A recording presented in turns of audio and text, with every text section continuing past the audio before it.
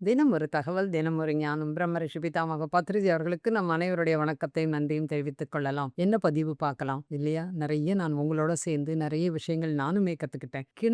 கிணறு இருக்குல்ல, கிணற்றை அடிக்கடி தூர்வாரினால் தான் அது அந்த தண்ணி ரொம்ப புதிய தண்ணியாக, நல்ல ஒரு சத்து மிகுந்த தண்ணியாக, ஒரு அழுக்கு இல்லாத தண்ணியாக வரும். அத கிணற்ற தூர்வாராமல், அப்ப தேவையில்லாத குப்பைகளை போட்டு, தேவையில்லாத விஷயங்களை போட்டு, நாம் அதை நிரப்பினோமானால், அந்த கிணறு பாழும் கிணறாகிவிடும். நல்லா நம்ம யோசிக்கங்க.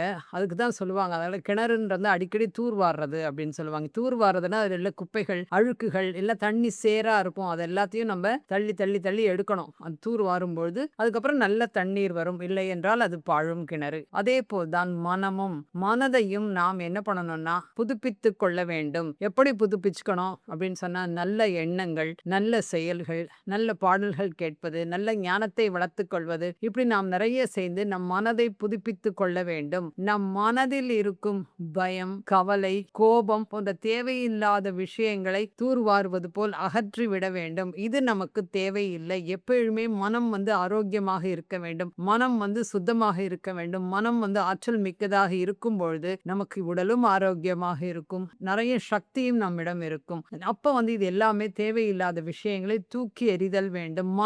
மனம் வரை கொண்டு செல்லக்கூடாது. பாரங்களை சுமப்பது அது தேவையில்லாத விஷயங்கள், முடிஞ்சு போன விஷயங்கள், கோபம், ஆத்திரம், பொறாமை, ஒப்பிடுதல், ஏற்றுக்கொள்ளாமல் இருத்தல், இப்படி நிறைய குப்பைகளை வச்சிருப்போம். அது எல்லாவற்றையும் அகற்றி மனதை தூய்மைப்படுத்த வேண்டும். சரி, இது எப்படி இருக்கும்? எல்லாருக்கும் இயற்கையா என்னன்னா எல்லாரையும் சுமந்துட்டு இருப்போம். இந்த மாதிரி குணம் வரணும்னா, தொடர்ந்து தியான பாதையில் நாம் செல்லும் பொழுது, தொடர்ந்து தியானம் செய்து ஞானத்தை வளர்த்துக் கொள்ளும் பொழுது, நாம் நம்மளுடைய மனதையும் தூர்வாரிக் கொண்டிருப்போம். தேவையில்லாத விஷயங்களை அகற்றி விடுவோம். இதுதான் நமக்கு நல்ல ஒரு ஆரோக்கியத்தை கொடுக்கும். மன ஆரோக்கியத்தையும் ஆகட்டும், உடல் ஆரோக்கியத்தையும் ஆகட்டும். தேவையில்லாத விஷயங்களை அன்றன்றே தள்ளிவிட வேண்டும். அப்படி தள்ளுவது என்பது அந்த ஒரு மன தைரியம், அந்த ஒரு ஞானம் வரணும் அப்படின்னு சொன்னா, தியானம், சுவாத்தியாயம், சஜன சங்கத்தியம், மௌனம், சேவை இந்த மாதிரி செய்யும் பொழுது மனம் என்றுமே ஆரோக்கியமாக இருக்கும். மனதை புத்துணர்ச்சியுடன் வைத்திருக்க வேண்டும். எப்பொழுதுமே ஆரோக்கியமாக இருக்க வேண்டும். ஆனந்தமாக இருக்க வேண்டும். வாழ்க்கை